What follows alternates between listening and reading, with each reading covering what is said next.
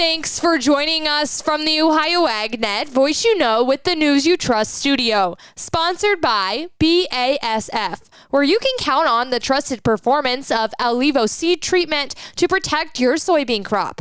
I am Allison Kinney. Good afternoon. Let's take a look into the headlines. While biological and chemical threats to corn yields are well understood, a more technical conflict has been centered: farm equipment repair and availability. In what seems to be a direct response to antitrust allegations and an ongoing FTC versus John Deere right to repair lawsuit, the equipment giant has unveiled a revamped digital service platform aimed at giving equipment owners greater control over the maintenance, diagnostics, and repair of their machinery. The new tool, Operations Center Pro Service, is now accessible through the John Deere Operations Center app for equipment owners in the United States and Canada. It is designed to allow equipment owners to assess repair diagnostics and service data. Available via annual subscription starting at $195 per machine. Deere says development of the tool supports customers' self-repair. Now let's check in with Dusty Sonnenberg as he is out on the crop tour. Allison, we are in day number 1 of the crop tour, and we have 2 stops in. Joining me now is Scott Chalfin, a farmer from Sandusky County. Scott, talk a little bit about what you saw in the soybean fields. Well, we traveled to 2 areas. We saw 2 fields.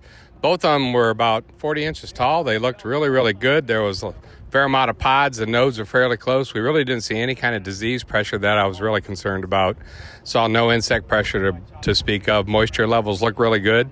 For the most part, I think the yield potential is very, very good in the soybeans that we looked at. And the guys that were in the cornfield said the same thing. 2 stops down, 2 to 3 more to go today. Be sure to stay tuned to ohioagnet.com for all the live updates as we go through. And, of course, the full report from day 1 in the morning. Thanks, Dusty. Let's jump back into the headlines. The price for used high horsepower tractors fell between 18 and 23% from 2023-2024 levels, while regional auctions report used equipment values fell by as much as 40%. So far in 2025, used equipment sales found footing, a trend on the verge of reversing due to growing strains in the farm economy.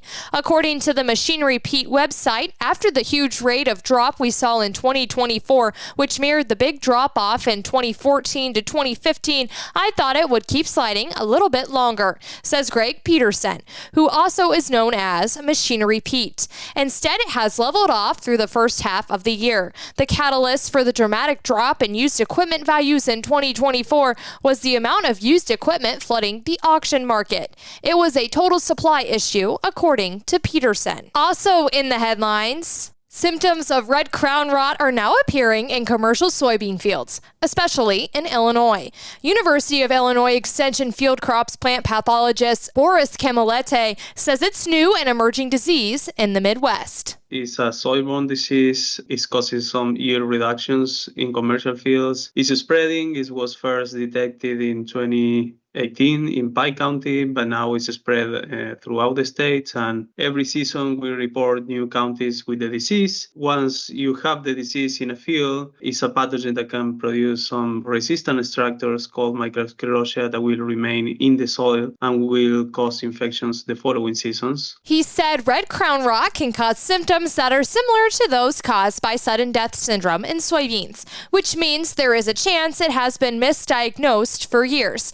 Camilete talked about how to identify the disease in your fields. Yeah, so it's called red crown rot because it will cause red discoloration at the stem base. And this discoloration can be noticed or observed even during the vegetative stages. To R1, you can start seeing the foliar symptoms, although they are more common between R3 and R5. So we need to be very careful with the diagnosis, and we always encourage everybody to send samples to our plant clinic that in just a couple of days can give you the right diagnosis. Is there a reason to treat for this, whether it is in the field already or a prior existence in the field? For this disease, we don't have any foliar fungicide so far that can help you to control the disease. So there is no much that we can do do in season to control the disease. But if you know that you had it in the past, there are some seed treatments that are already registered to suppress the disease, and that's something that you can consider in future seasons if you are dealing with this disease. Again, that's Boris Camilete of the University of Illinois. Let's take a look at the closing markets.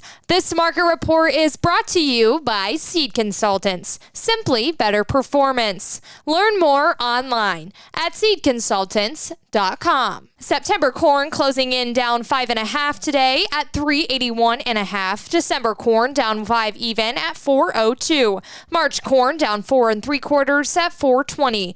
August soybeans today with no change, ending at 969. November soybeans down 3 3/4 at 990 3/4. September wheat down 8.5 at 508 1/4. December wheat down 8.5 at 528 1/2. August live cattle up 337 at 234.27. October live cattle up $3 at 227.10.